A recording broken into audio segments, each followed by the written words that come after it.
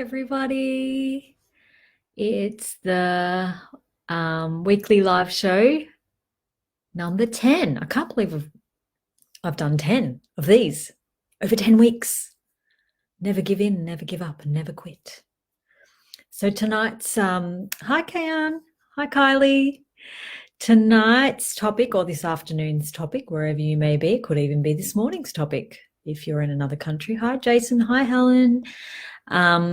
Is people pleasing hides you.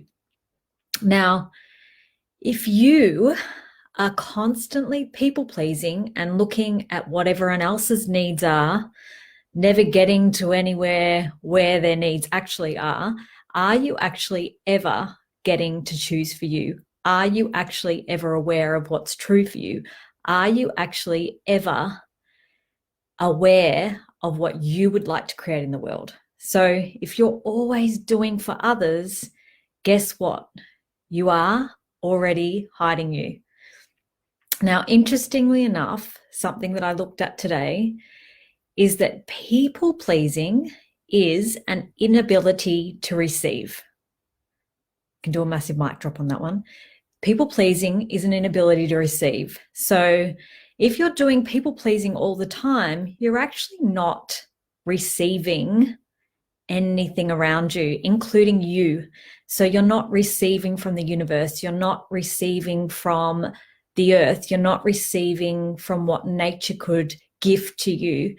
And you're not actually receiving the contribution that other people can be. So what if you're missing out on all of these things that could be a massive contribution to your life and your living and could expand your world dynamically? Because all your energy is going in output. So you're throwing out. So if you're the type of person that is a people pleaser, are you actually drained?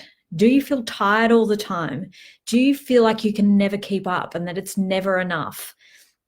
And are you putting what your requirements are, what contribution you could be to the world in second place, or even not even considering what it is that you would like to have and be in the world? Hi, come on. Hi, Veronica. Who else have we got on? Farah. Hi, Farah. Hi, Talia. Atali, sorry. So do you people please out of obligation? So obligation's a massive one. So what are you obligated to? So a great question to ask here is ask yourself, who, what have you decided you are obligated to? Is it your family? Is it your friends? Is it your parents? Is it your children? I mean, children's a big one. We always say, I can't do that because my children's needs come first. And then you find yourself being unhappy and miserable because you're always putting other people's needs first. And then we make all these reasons and justifications like, well, they're too young, they need me. And it's like, well, how much of that is stopping them from showing up and growing and being more in the world too? So I know with my kids, I'm putting more and more responsibility on them as they get older. So they now make their own breakfast. They now make their own lunches. They now have chores around the house. So things like putting the bins out, which alleviates a huge amount of pressure on me. So I'm able to contribute more to my business and therefore gift more to them down the track. And that could be in a way of a holiday or an outing or taking them out somewhere special, because I'm able to put more of that energy into my business or other things that are going to make me happy and more fulfilled, rather than doing these little, mundane extra tasks. I don't have to take on all that extra pressure. So look at where you're trying to please everyone and trying to do way too much because you've decided that no one can do it as good as you. It's not going to get done the way that you would like, which is another reason and justification as to why you are creating this in your world. Come on says, no, because you build up resentment about getting approval back and then blow up them ruining your good person reputation. Yeah. And I know it's like there's this thing where if you start to change and start to be something different in the world, it can ruffle some feathers. I've got to be honest with you. I know that when I started to change and started to do more for me when I was married, I desired to have more for me rather than giving. I had nothing left to give. I was giving to my children all the time. I was giving to the household. I was giving to my husband all the time, and it was never, ever enough. And I know when I started to choose for me, it did ruffle some feathers. I was told I was selfish. Should be staying at home. I should be being a mum. I should be being the proper housewife and all these things. And it's like, I didn't let that stop me. Did it upset me a little? Yeah, it did at the time. And I was like, no, if I want to create more for my children, if I want to be a happier mother and a happier wife, then this is what is required for me to create and be more in the world. So eventually, it all just sorted itself out. People got used to the new me. So yes, it ruffled feathers in the beginning, and yes, it did create some disruption, and eventually all of that died down. Anytime you make a change with anything in your life, not everyone's going to like it, but let's be honest, if you're not being you, if you're hiding behind being a people pleaser, people don't like you anyway, so you may as well do what you want to do, right?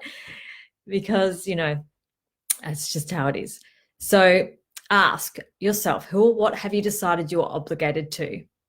And you could also use this question: who or what have you decided you are obligated to, that if you gave up the obligation, you could have all of you? You also want to give yourself permission to say no. So how many times have we gone and done things that we haven't wanted to do because we haven't wanted to upset the other person in some way? We felt obligated in some way, or whatever our reason and justification is. This actually just happened to me a couple of weeks ago. Now, I was invited to a barbecue function on a Saturday with my partner. It was with my partner's friends. Obviously, I know his friends as well because we've been together for a few years now. And on the Friday evening, I was like, I really don't want to go. And it wasn't like I didn't want to go, because sometimes I don't want to go to things. It's more my being saying that. And I get there and I have a really great time and I'm really happy I'm there. But in this case, it was my body saying, no, no way, don't go. And I didn't listen because I felt like, I was getting FOMO. I thought, well, I'm fear of missing out. What if I have a really good time and now I feel bad for my partner because I should be supporting him and his friends and all these reasons and justifications. So I went along. My body was super tired and I was actually quite cranky in the morning. And I got there and yes, I had a great time. I had a couple of drinks.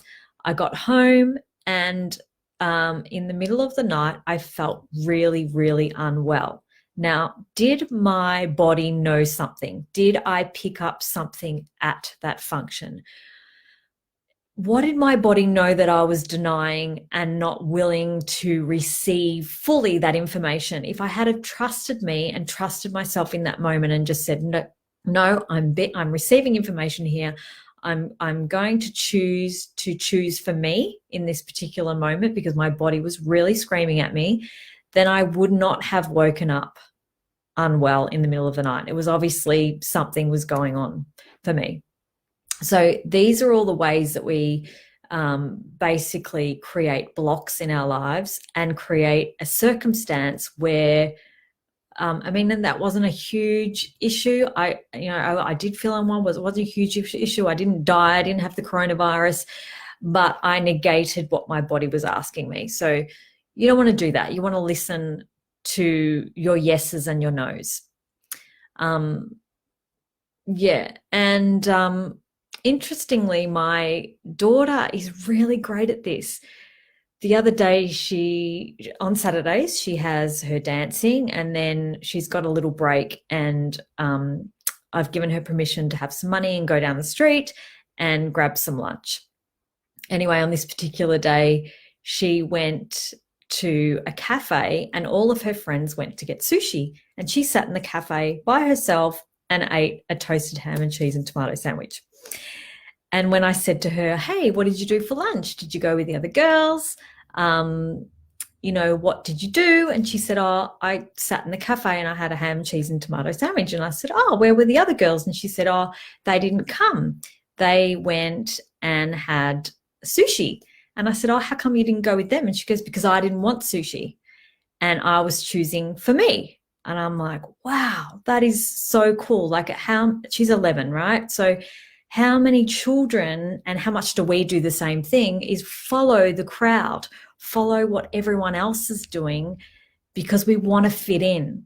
So how much of our people pleasing is because we want to fit in so badly into this world. So we'll give up what is really true for us. So in this circumstance, she really wanted a ham, cheese, and tomato sandwich. So she wasn't going to give up what she wanted to eat for lunch based on where everyone else was going and what they were choosing for lunch and what they were choosing for their bodies. So all of those girls, all of them, went and had sushi. So how many of those girls were actually really choosing for their body? How many of those girls were actually choosing because their friends were choosing? How many people are actually really willing to listen to what is required for them? And funnily, last Saturday, again, I went to the cafe that she was going to go to. Again, I said, I'll meet you there.